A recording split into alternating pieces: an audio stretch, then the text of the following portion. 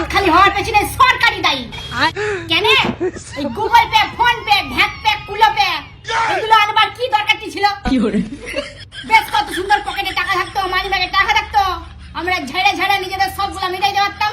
এখন তো পকেটে 5টা টাকাও পাওয়া যায় না, তাহলে আমাদের চলবে কি করে? আর এই বড়গুলোকে যদি কিছু বলতে যাও তখন বলবে সোনা সবই তো তোমার। কিন্তু আমার যে কি সাইডে ধরতে পারলাম নাই।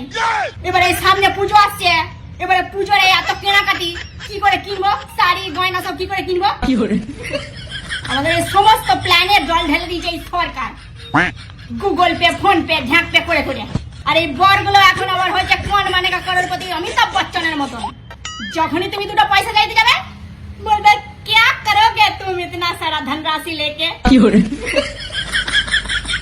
ভাল লাগে না। এবার পুজোয় আমি শপিংটা কি করে করব? हे प्रभु हे हरि राम कृष्ण जगन्नाथ। गूगल पे, फोन पे से जो टूटे कोई सपना जग হাতে একটুকু পয়সা নাই পুজোর সময়। गजब बेइज्जती।